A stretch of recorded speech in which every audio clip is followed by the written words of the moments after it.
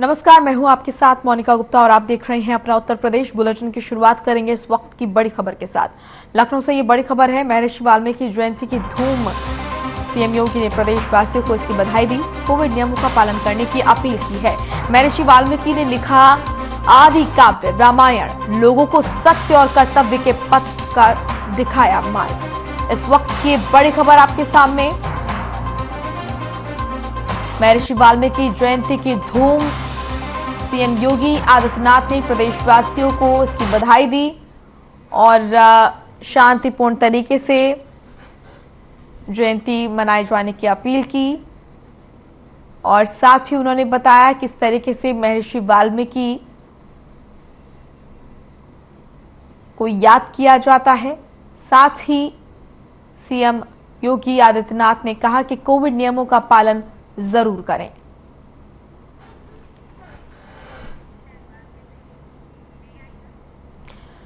लखनऊ से इस वक्त की एक और बड़ी खबर, ईद ए मुलाउद्दीन नबी का जश्न। सीएम योगी आदित्यनाथ ने प्रदेशवासियों को इसकी बधाई दी, कोविड नियमों का पालन करने की अपील की है। कोविड नियमों के साथ करें कार्यक्रम, सीएम योगी आदित्यनाथ ने कहा। तो कोविड नियमों का पालन करने की अपील योगी आदित्यनाथ ने की। और आपको बता दें कि प्रदेशवासियों को बधाई दी ईद ए मुलाउद्दीन नबी का। तो उसको लेकर सीएम योगी आदित्यनाथ ने प्रदेशवासियों को बधाई दी और कोविड नियमों का पालन करने की भी अपील की। ईद ए मुलाउद्दीन नबी का जश्न, सीएम योगी आदित्यनाथ ने प्रदेशवासियों को इसकी बधाई दी, कोविड नियमों का पालन करने की अपील लोगों से की, कोविड नियमों के साथ कार्यक्रम करें, ये कहा सीएम योगी आदित्यनाथ ने। तो आपको बता दें कि सीएम योगी आदित्यनाथ ने प्रदेशवासियों को इसकी बधाई दी और कहा कि कोविड नियमों का पालन जरूर करें। ईद ए मिलादुद्दीन नबी का जश्न मनाया जाएगा और इसको लेकर प्रदेशवासियों को बधाई सीएम योगी आदित्यनाथ ने दी।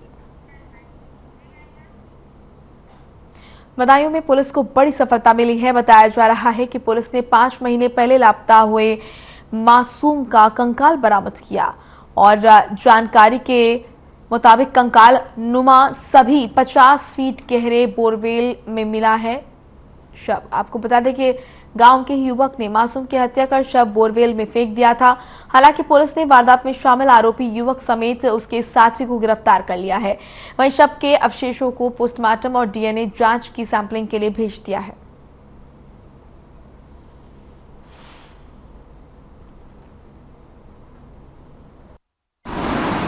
जनपद बदायूं के थाना उझानी के अंतर्गत 3 मई 2022 को एक 3-4 साल की बालिका गांव हरहरपुर से गायब हो गई थी, जिसका अभियोग थाना उझानी को लिखा गया था। इस बालिका की तलाश के लिए हमारी टीमें लगातार प्रयासरत थीं और कल इसके जो 2 व्यक्ति इसी के गांव के, उनके शक था पहले से, उनकी पूछताछ के लिए थाने पर लाया गया। तो उन्होंने अपना जुर्म कबूल करते हुए ये बताया कि बच्ची बिस्किट लेकर के दुकान से आ रही थी और ये दोनों लोग मोटरसाइकिल से जा रहे थे, इनसे टकरा गई, उसको चोट लगी तो ये उसको उठा करके अपने घर में रख दिए। बाद में इस डर से कि कहीं इसकी मृत्यु हो जाए और ये फंस न जाए, उन्होंने इसकी हत्या करके इसका शव कुएं में छिपा दिया। इस इन्वेस्टिगेशन को बहुत ही दिनों से इसमें तलाश की जा रही थी। ये उझानी के इंस्पेक्टर और हमारी एसओजी की टीम और सभी क्षेत्राधिकारी सभी अधिकारियों ने मिल करके इसमें अच्छा प्रयास किया और लगभग 5 महीने बाद इसका खुलासा हुआ है। इस पूरी टीम को उत्साहवर्धन के लिए हमारी तरफ से 10,000 रुपये कैश अवार्ड दिए जाएंगे। नोएडा को रुक करेंगे, बड़ी खबर आ रही है। युवती का हाई वोल्टेज ड्रामा देखने को मिला, सिक्योरिटी गार्ड से बदसलूकी की, सिक्योरिटी गार्ड का कॉलर पकड़ा। नशे में धुत युवती का वीडियो वायरल हो रहा है। सेक्टर 121 स्थित अजनारा होम्स का ये मामला बताया जा रहा है। इस वक्त की ये बड़ी और अहम जानकारी आपके सामने नोएडा से, जहां पर एक युवती द्वारा होमगार्ड से बदतमीजी करने का वीडियो वायरल हो रहा है। हाई वोल्टेज ड्रामा युवती का सामने आया। सिक्योरिटी गार्ड से की बदसलूकी, सिक्योरिटी गार्ड का पकड़ा कॉलर। नशे में धुत युवती का वीडियो वायरल हो रहा है। सेक्टर 121 का ये मामला है। तस्वीरें आप देख रहे हैं, युवती किस तरीके से बात करती करती सिक्योरिटी गार्ड का कॉलर पकड़ लेती है। हाई वोल्टेज ड्रामा युवती का ये देखने को मिला। सिक्योरिटी गार्ड से बदसलूकी करते हुए ये वीडियो आप देख सकते हैं। सेक्टर 121 का ये मामला बताया जा रहा है। युवती का ये वीडियो वायरल हो रहा है जिसमें सिक्योरिटी गार्ड से बदतमीजी करते हुए युवती नजर आ रही है। बात करते करते सिक्योरिटी गार्ड का कॉलर अचानक से युवती ने पकड़ा।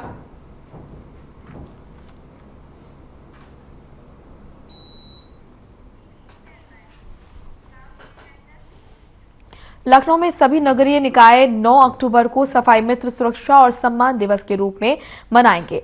इस दौरान निकायों में कार्यरत सफाई कर्मियों के जीवन और स्वास्थ्य की सुरक्षा सुनिश्चित की जाएगी। इसके साथ ही सभी सफाई कर्मियों को सुरक्षा का सामान मुहैया कराया जाएगा। आपको बता दें कि मातृशक्ति मिशन के तहत महिला सफाई कर्मियों को विशेष प्रोत्साहन और सम्मान मिलेगा। वहीं नगर विकास मंत्री A.K. शर्मा ने निकायों के सभी पदाधिकारियों, समाज सेवियों, जनप्रतिनिधियों, व्यापारिक संगठनों से सफाई मित्रों को प्रोत्साहित और सम्मानित करने के लिए आगे आने की अपील की है।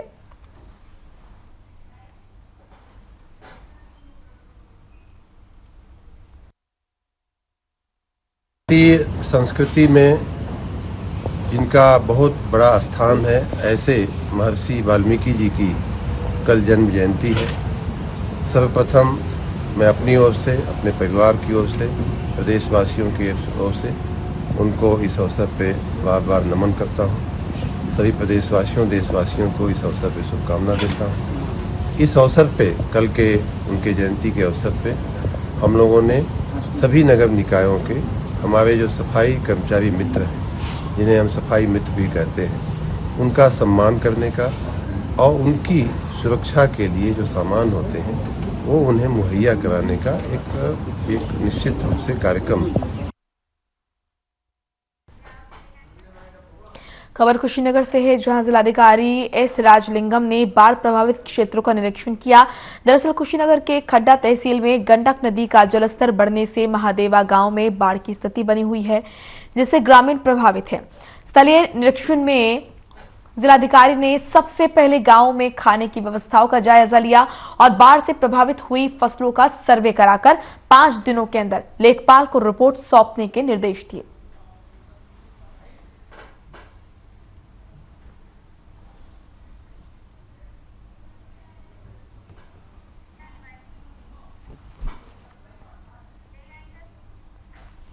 बुलंदशहर के क्वारसी गांव में ग्रामीणों ने प्रधान पर आरोप लगाया। ग्रामीणों ने बताया कि ग्राम प्रधान ईसाई धर्म से ताल्लुक रखता है, बावजूद इसके उसने हिंदू धर्म में दलित जाति का फर्जी प्रमाण पत्र बनवाया और फर्जी तरीके से गांव का प्रधान बन बैठा।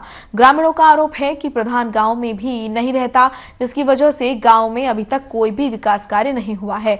जो पैसा विकास के नाम पर आता है, उस पैसे को प्रधान और प्रधान के लोग आपस में बांट लेते हैं। ग्रामीणों ने बताया कि उन्होंने इस मामले में आला अधिकारियों से भी बात की, लेकिन अभी तक कोई कार्रवाई नहीं हुई।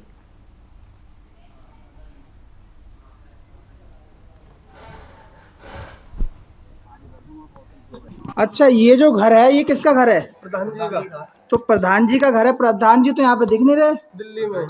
दिल्ली में मतलब प्रधान जी यहाँ पे रहते नहीं है कि आज ही दिल्ली में? दिल्ली में रहते नहीं है। जब प्रधान जी यहाँ पे रहते नहीं है तो उस गांव का विकास कैसे हो रहा है? विकास आपके सामने ही है, देख लो। विकास नहीं हो रहा है, कोई विकास नहीं है। जब से प्रधान जी बने कोई विकास हुआ है? कोई विकास नहीं हुआ है।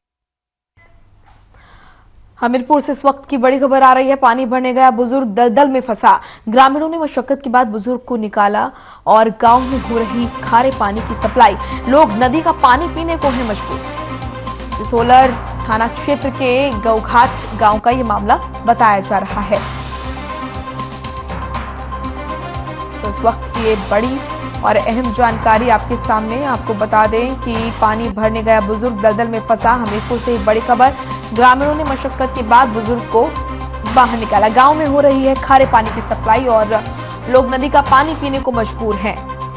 सिसोलर थाना क्षेत्र के गौघाट का ये मामला बताया जा रहा है, जहां पर पानी भरने गया बुजुर्ग दलदल में फंस गया। हमीरपुर से बड़ी खबर, ग्रामीणों ने मशक्कत के बाद बुजुर्ग को बाहर निकाला। गांव में खारे पानी की सप्लाई हो रही है, लोग नदी का पानी पीने को मजबूर हैं। और सिसोलर थाना क्षेत्र के गौघाट गांव का ये मामला बताया जा रहा है। तस्वीरें आप देखिए, पानी भरने गया बुजुर्ग किस तरीके से दलदल में फंसा और बड़ी मशक्कत के बाद बुजुर्ग को ग्रामीणों ने बाहर निकाला।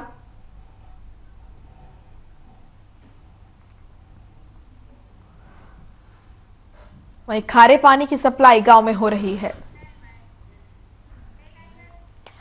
गोंडा में कानून व्यवस्था बनाए रखने के लिए एसपी की कार्रवाई लगातार जारी है। इस दौरान कानून व्यवस्था में लापरवाही बरतने वाले देहात कोतवाल को लाइन हाजिर कर दिया और इसके साथ ही गांव में लापरवाही की वजह से कोतवाल कमलाकांत त्रिपाठी भी लाइन हाजिर किए गए।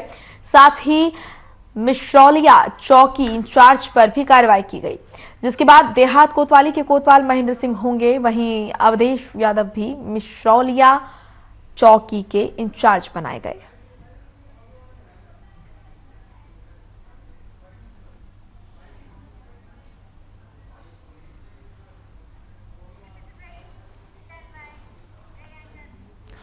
कुशीनगर से बड़ी खबर आ रही है, चोरी गिरोह का पर्दाफाश हुआ है। 7 शातिर चोर गिरफ्तार किए गए हैं। चोरी की 4 बाइक्स इनसे बरामद की गई है। 6 किलो गांजा भी इनसे किया गया है बरामद। गांव खुदरा टडवा मोड़ के पास पकड़ा गया।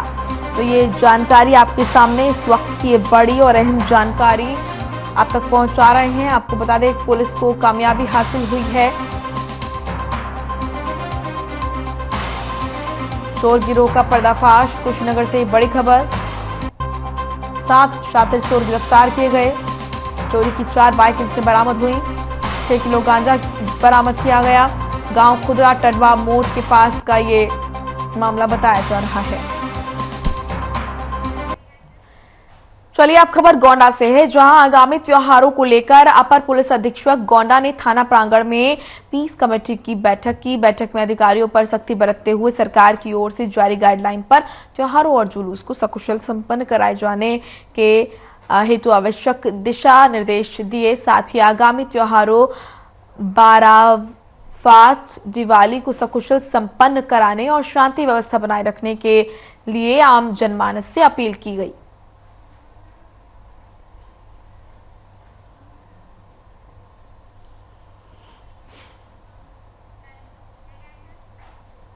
कुशीनगर जनपद के कसया थाना पर क्षेत्राधिकारी पीयूष कांत राय और उप जिला अधिकारी कल्पना जायसवाल की ओर से थाना दिवस के अवसर पर फरियादियों की फरियाद सुनी और उनकी समस्याओं को निस्तारण के लिए संबंधित अधिकारियों को निर्देश दिए गए।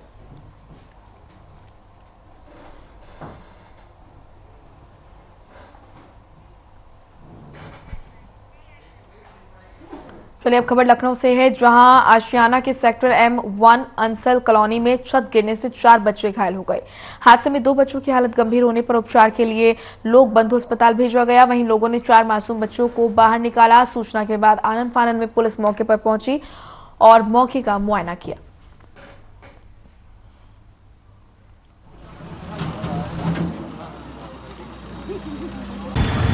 करीब 1:10 में 112 द्वारा ये सूचना दी गई कि रिक्शा कॉलोनी है, जो कि रमाबाई चौकी अंतर्गत थाना आशियाना में पड़ती है, वहाँ पे एक निर्माणाधीन मकान की दीवार गिर गई है, जिसमें कुछ बच्चे फंसे हुए हैं। इस सूचना को पाते ही चौकी प्रभारी और थाना प्रभारी मौके पे गए और उसके बाद एसीपी, एडीसीपी और मैं खुद मौके पे पहुंची हूँ।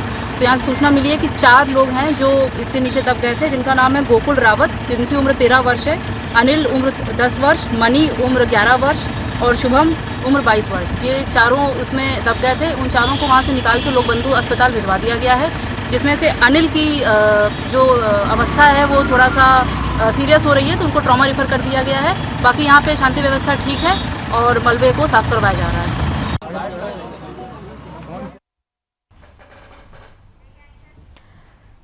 चलिए अब खबर सीतापुर से है, जहां आए दिन लोग जहर खुरानी का शिकार हो रहे हैं।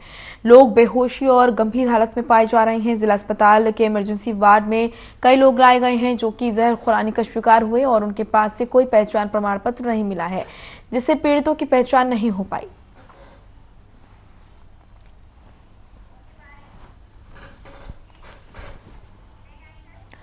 बीते 3 दिनों से लगातार हो रही बारिश से नदियों का जलस्तर बढ़ रखा है। वहीं बीती रात घाघरा, बनबसा और गिरिजा बैराज से 3.5 लाख क्यूसेक पानी छोड़ा गया, जिससे जिले के गांजर क्षेत्र में बाढ़ जैसे हालात पैदा हो गए। इस दौरान दर्जनों गांव जलमग्न हो गए। घाघरा बैराज से 2,69,492 क्यूसेक पानी छोड़ा गया। शारदा बैराज से 25,352 क्यूसेक पानी और बनबसा बैराज से 63,930 क्यूसेक पानी छोड़ा गया। सिंचाई विभाग के अनुसार सीतापुर जिले में 22 mm बारिश हुई है। आवागमन करने के रास्ते पर बाढ़ के पानी से बंद हो गया है। लगातार नदियों का जलस्तर बढ़ने से तटवर्ती क्षेत्र के ग्रामीण डर का माहौल बना हुआ है उनके अंदर। वहीं एनडीआरएफ की टीम ग्रामीणों को सुरक्षित स्थान पर पलायन करने के लिए कड़ी मशक्कत कर रहे हैं।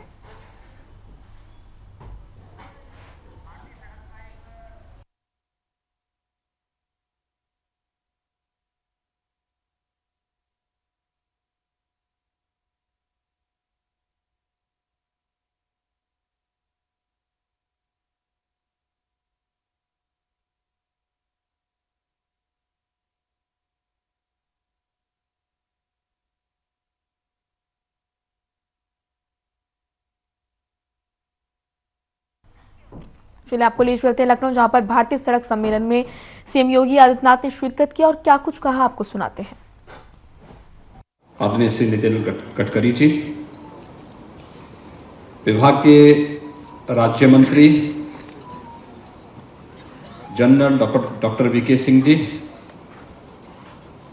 प्रदेश सरकार में मेरे वरिष्ठ सहयोगी लोक निर्माण विभाग के मंत्री श्री जितिन प्रसाद जी, विभाग के राज्य मंत्री श्री ब्रजेश सिंह जी, प्रदेश के मुख्य सचिव श्री दुर्गा शंकर मिश्र जी, अध्यक्ष भारतीय राष्ट्रीय राजमार्ग प्राधिकरण श्रीमती अलका उपाध्याय जी, अतिरिक्त सचिव NHAI श्री अमित घोष जी, अध्यक्ष Indian road congress CP Joshi ji, महानिदेशक एवं विशेष सचिव सड़क परिवहन एवं राजमार्ग मंत्रालय भारत सरकार श्री संजय कुमार निर्मल जी, प्रमुख सचिव लोक निर्माण विभाग श्री नरेंद्र भूषण जी, प्रमुख अभियंता विकास एवं विभागाध्यक्ष लोक निर्माण विभाग श्री संदीप कुमार जी, आज के इस इंडियन रोड कांग्रेस के उद्घाटन समारोह में उपस्थित है इंडियन रोड कांग्रेस से जुड़े हुए देश और दुनिया के सभी प्रतिनिधिगण, उत्तर प्रदेश के हमारे विभिन्न तकनीकी संस्थानों से जुड़े हुए छात्र छात्राएं और उपस्थित भाइयों बहनों,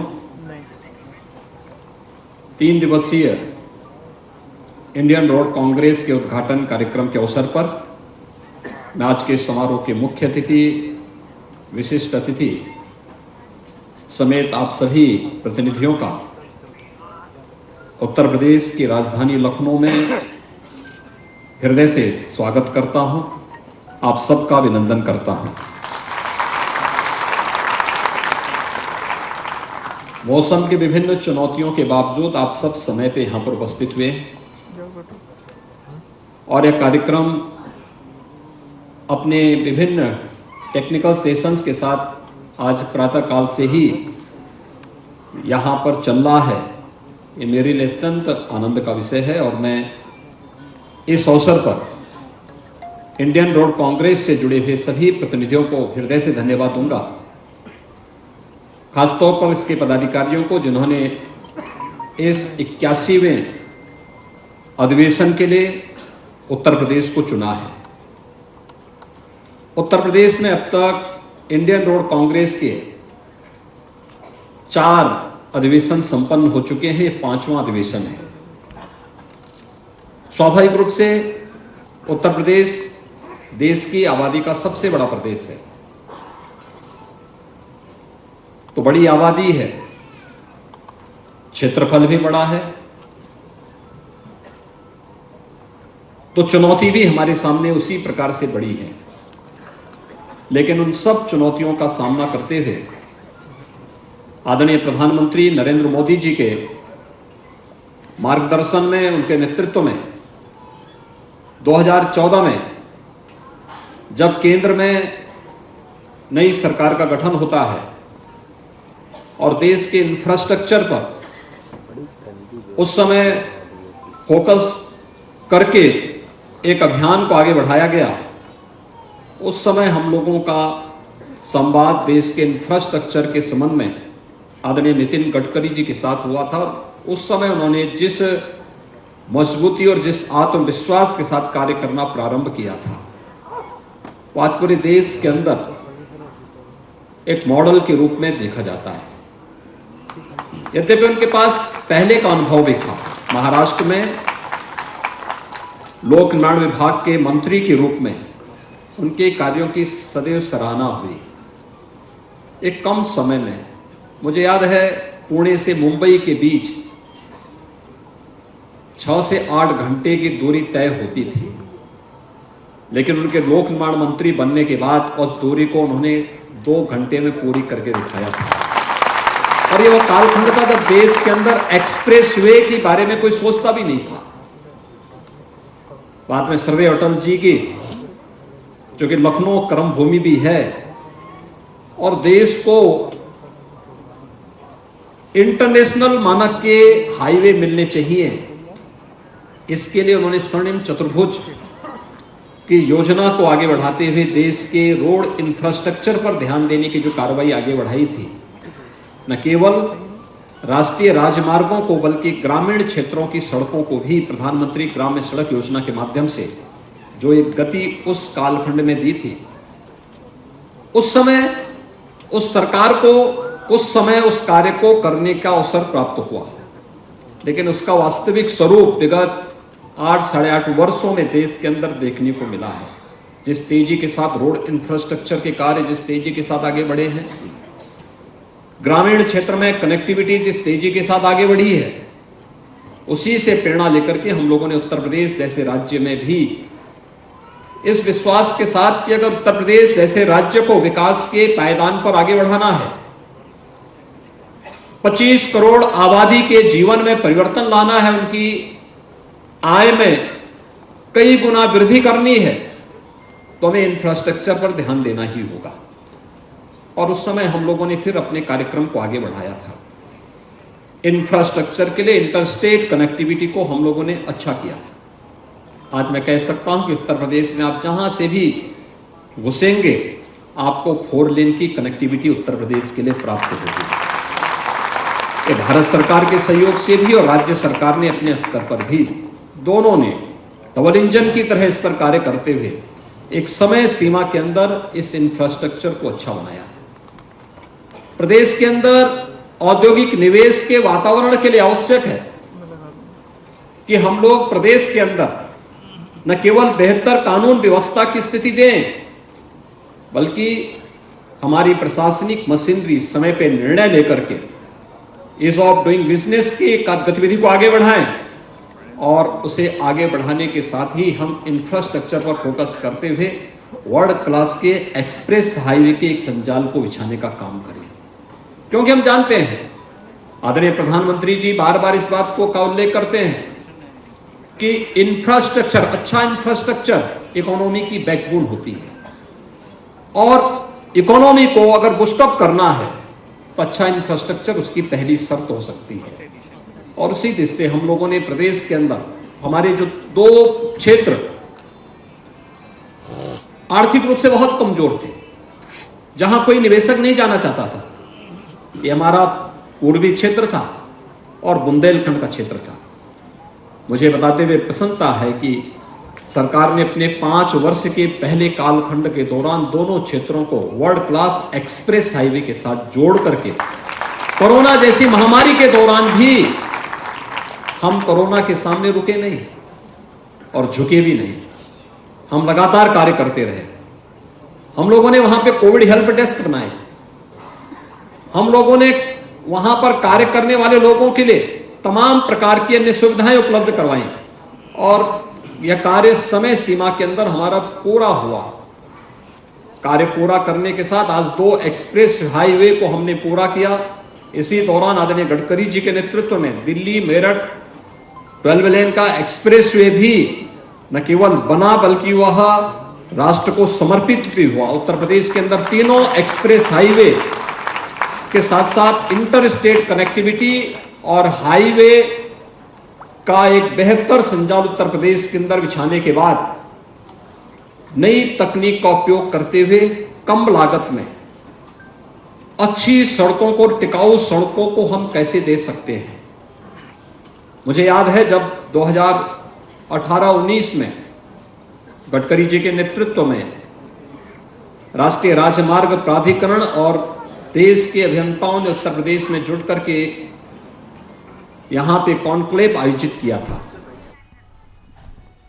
इस बुलेटिन में इतना ही। आप देखते रहिए तमाम खबरें। नमस्कार।